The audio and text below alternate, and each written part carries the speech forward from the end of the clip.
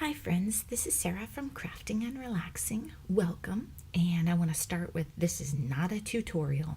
This is just me bringing you along on my crafting journey so you can see something that maybe you haven't done and find out if it interests you, or if you've done this a bunch and you're really great at it, this can be an entertainment video for you.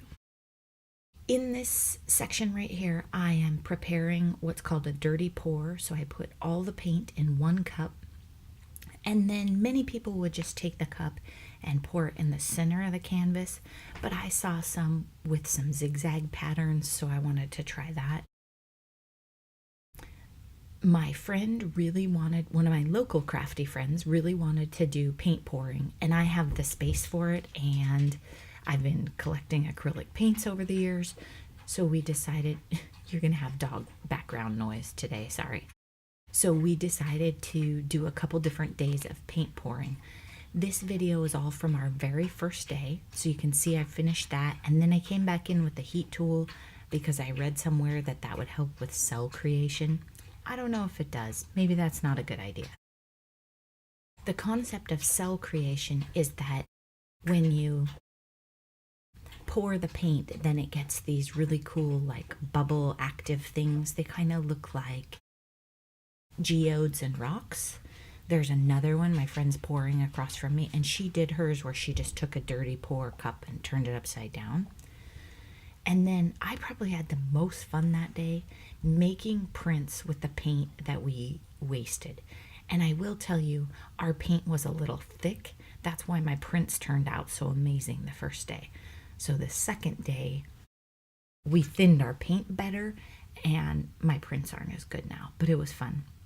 Here's another one that she did that turned out really neat, and there's some activity. If you watch them, they kind of move and ebb and flow a little.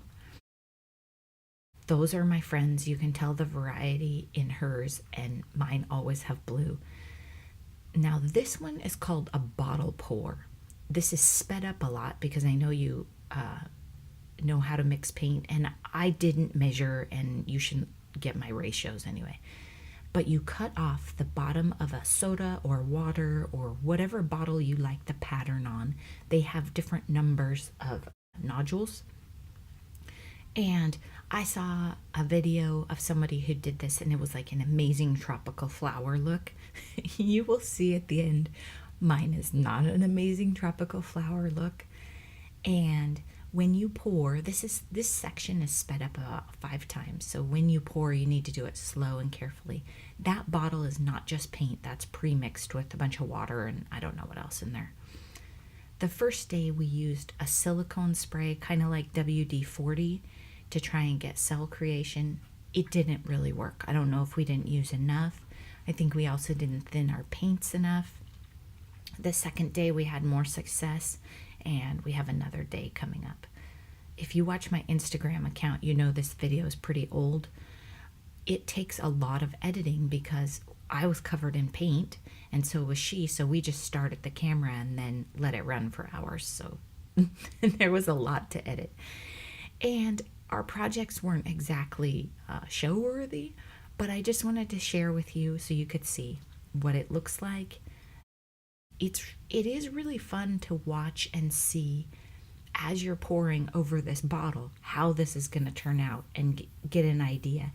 You might see lots and lots of finished projects on Instagram, but you don't necessarily always get to see how the things come together. So if paint pouring interests you, there are all sorts of tutorials and beginning tutorials on other channels on YouTube. I'm probably not going to get to the level that I do tutorials.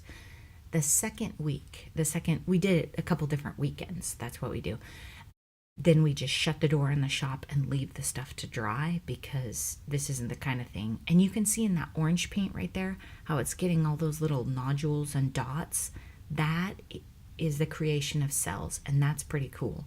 And those evolve, and if somebody does a really good job with their video editing, you can find some online where they're fast forwarded and you can watch it happen. In person, it's not as exciting. But we shut the shop, let the stuff dry for a week, and then come back and get it and pour again. The second day that we did it, I used Dina Wakley's paints and her Cell Creator and her pouring medium instead of watering it down. I liked my projects probably because I was more particular with the colors, because I don't have her colors and paints I don't have her paints and colors I don't like. But I don't think that I got any noteworthy sells. Now here, I'm pretty much violating every rule. I'm rushing this big time. This is sped up, but also I should be super gentle with this. Because I use a canvas instead of a flat board too, I've noticed it kind of sags in the middle when I get too much paint on it. So I should have lifted the center up a little and just waited. If I was super gentle with it, it would maintain the petals or nodule shapes better, but I wasn't. And in fact, I was telling my friend that I think a bottle pour was fun, but I think I just like a dirty pour. I like to, in my projects, I like to get it done and have fun with it and not have to fiddle with it forever. My daily work life is very detailed, and in my art and paint and crafts and paper crafts, I like stuff that I don't have to dink around with. And that's just personal preference. Maybe some of you watching will think that tilting a canvas at an angle and waiting patiently and balancing it out is sort of zen. Not so much for me, but that's part of the goal of my channel, is to show you a lot of different things, because not everybody likes the same thing. My friend is very, very excited about paint pouring and will just keep doing it until she gets tired of it. My favorite part is cleaning up the mess of the inks or of the paints, and see that paper off to my right that's covered in all that blue. I can make amazing cards with the trash from the paint pouring days. Okay, so there's the finished product. I will tell you, I poured over this one the next weekend. It did not speak to me. I hope you liked this video. I won't be surprised if you don't give me a thumbs up, but thanks so much for watching, and I hope you've subscribed to my channel by now. Bye-bye.